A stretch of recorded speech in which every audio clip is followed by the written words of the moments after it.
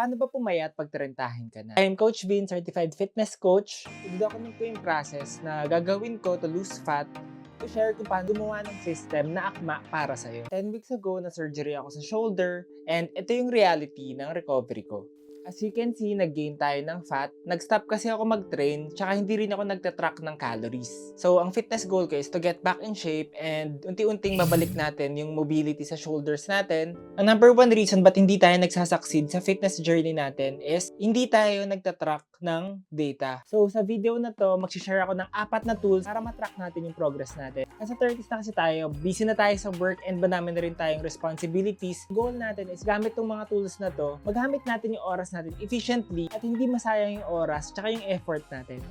So, ang first tool natin is yung weighing scale. So, kung nakagamit ka na ng weighing scale before, na-experience mo na yung 2 pounds heavier ka today, pero 4 pounds lighter ka naman kahapon. So, nakakalito siya kasi hindi mo alam kung may progress ka na ba, or kala mo nagka-progress ka na, kala mo bumaba na yung timbang mo, pero the next day, mataas na naman. So, ito yung gagawin natin. Magtitimbang tayo ng at least 5 to 7 days per week. First thing in the morning, wala pa tayong water intake, and after mag-CR para at least accurate siya. Send nyo tong video na to kasi usually kapag nag-weighing scale ako, naka-underwear lang. Kasi kailangan as little clothes as possible para at least accurate yung timbang natin. Kasi bye-bye pa rin yung weight ng shorts. So, yun. Maganda na yung weighing scale na gagamitin natin is pwede mo siyang i-connect sa app para at least automatic nang matatrack yung weight mo sa araw-araw. Yung timbang kasi natin, apektado siya ng puyat, ng asin, ng hydration, tsaka ng stress. So, ginagawa natin yung pagtitimbang ng 5 to 7 days para makapture natin yung mga outlier days na sobrang taas ng timbang mo or sobrang baba.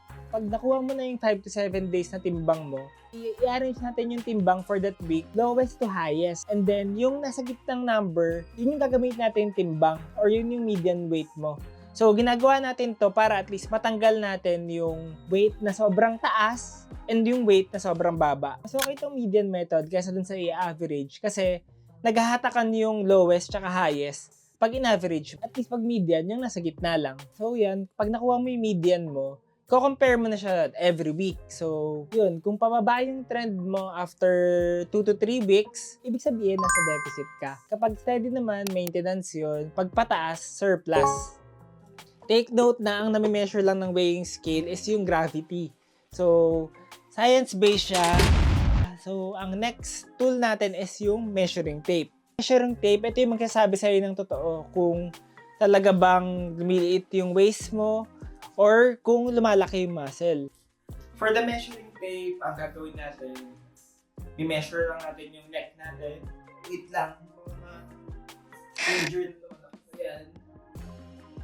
Yung sa thickest part, and then after nun, yung thickness ng shoulder natin. So, mas maganda pag sa thickness ng shoulder, meron tayong katulong kasi medyo mahirap siya ilagay. Talagyan na ako ng image kung ano yung measure natin part kasi hindi ko pa siya kaya kasi mobility na shoulders ko. Hindi naman necessarily kailangan lahat i-measure mo. Ginagawa lang yun sa gym na lahat ng body part i-measure para at least makikita ni client na may progress. I-measure mo lang yung parts na important sa'yo, yung gusto mong palakihin, tsaka yung gusto mong paliitin kung nagpapapayat ka. So, ang frequency ng pag-measure natin para at least makita natin yung progress is every 4 weeks. Pwede natin gamitin yung CM para at least yung small improvement makikita natin. Next tool naman natin is yung food scale. Basically, mag-weigh ka ng food mo dito tapos i-input mo sa MyFitnessPal. So, ang ituturo ko is, paano ba natin siya magagawang hassle-free? Yun, umisip ako ng way kung paano ba natin siya magagawa nang hindi ganong time-consuming, na gutom ka na, magtitimbang ka pa. Try nyo and hopefully mag-work sa inyo itong method na to. Gagamitin natin yung My Recipe sa MyFitnessPal. So, lagay natin sa MyFitnessPal, sa My Recipes, lagay natin sinigang at home or kung anong gusto nyo ilagay. And then, lagay lang natin isa-isa yung recipes. So, cooked pork, broth natin, yung gabi, seasonings, tsaka pwede rin tayo maglagay ng oil kung gumamit ng oil. Lahat ng ingredients na maisip natin, ilag natin. So, picturean lang natin siya. Roughly 3 baboy, 3 chunks of pork. Punta ka sa notes, i-import mo yung pinicturean mo doon. Tapos every time nakakain ka, yun na lang ititignan mo kung kaparehas ba niya. So, ganun lang. May reference na tayo tuwing kakain, lalag na lang natin siya directly. Hindi na natin kailangan mag-measure ulit. Ang next tool natin is yung phone natin. So, gamit yung phone camera na to, pwede tayong mag-picture ng progress photos. So, yan, set up natin yung camera natin. Make sure na yung suot natin ngayon, ito pa rin susuotin natin sa next progress photos para at least may consistency and makikita talaga natin yung result. So, ako, ganito na yung ayos ko sa mga susunod kong progress photos. Isang picture na nakaharap, tapos naka-side view, tapos nakatalikod, hindi naka-flex. Ayan, nakatalikod. Para at least meron ka 360-degree na view dun sa katawan mo and makikita mo talaga yung progress. So, yun. I advise na mag-take tayo ng progress photos siguro mga 4 to 5 weeks, every 5 weeks or 4 weeks para at least makita talaga natin yung difference. Ito muna yung gawin natin. So, start tayo sa pag-weigh ng 5 to 7 days per week. So, gamit yung tape measure natin yung katawan natin para alam natin yung current situation ng katawan natin. Matuto na rin tayo mag-track ng kinakain para at least meron kang idea kung gaano ba kadaming calories yung kinakain mo. And alam na natin kung ano ba yung possible culprit sa pagtaba natin.